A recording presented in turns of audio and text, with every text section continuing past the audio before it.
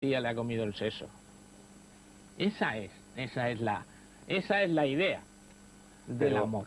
Pero en el mismo sentido que Victoria Abril le comía el seso a Jorge Sanz en Amantes, que veíamos en este programa hace unas semanas, pero hay algo más, o sea, cuando a alguien le comen el seso, le comen el seso, y eso quiere decir mucho.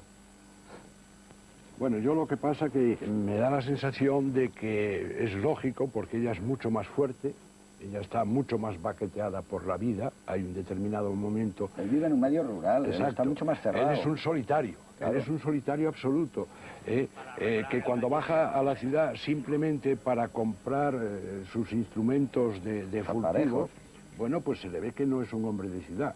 Por eso ella lo engancha a él, porque ella está buscando un primo que le ayude a comprarse un vestido de camuflaje. Cómo cruza las piernas, cómo se echa para atrás, claro, la provocación está clara. Y de alguna manera, por instinto, además, lo reclama casi de una manera zoológica, lo rodea, ¿no? Como la hembra al macho en una especie zoológica, ¿no? Entonces, bueno, a mí me da la sensación de que sí también hay espíritu. Lo que pasa que no es el espíritu de un ciudadano, ni siquiera de un hombre rural común, que está pendiente de la siega y de la cosecha. Él es, de alguna manera, un animal carnicero. Vive de esto, vive... Alimañero. Es un alimañero.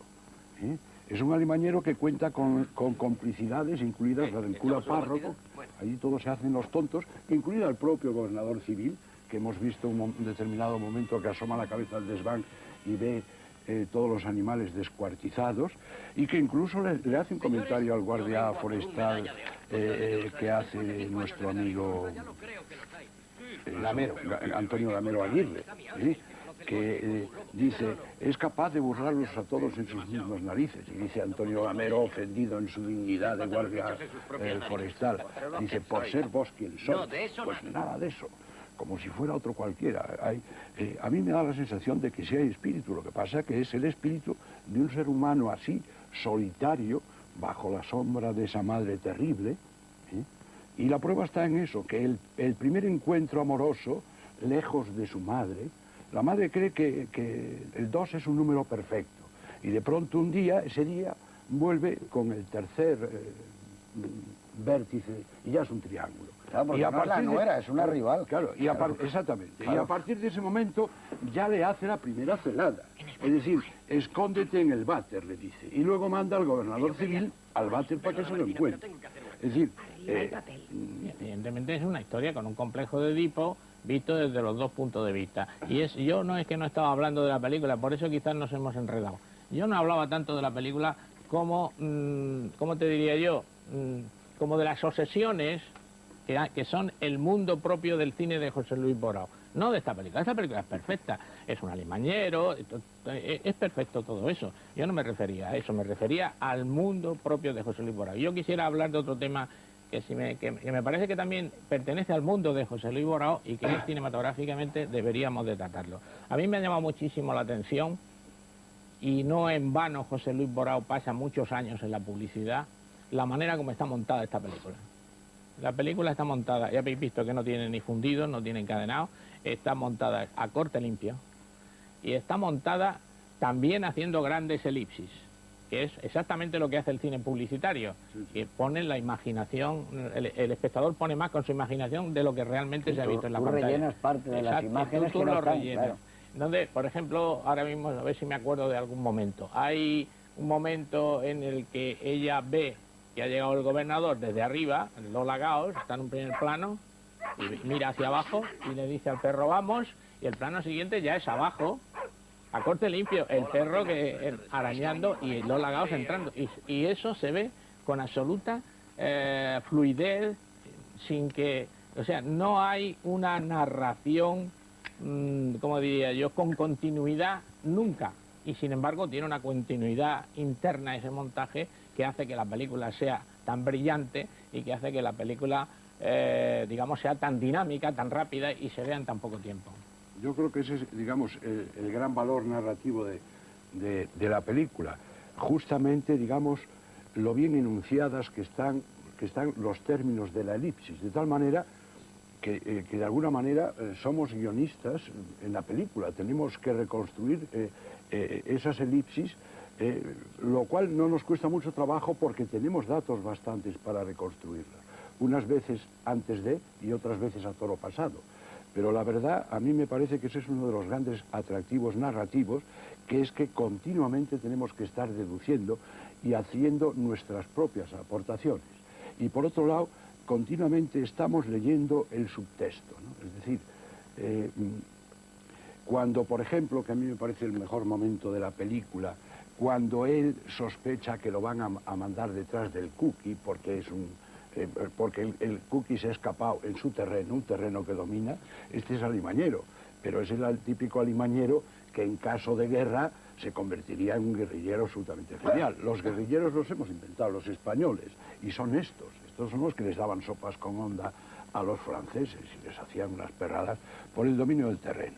Y además porque en ese momento el Cookie es la alimaña, ¿no? Exactamente. Pero hay un momento que le dice a ella, que a mí me parece un momento memorable, le dice a ella, me van a pedir que lo siga. ¿Lo cazo o no lo cazo? Algo así. ¿Qué hago?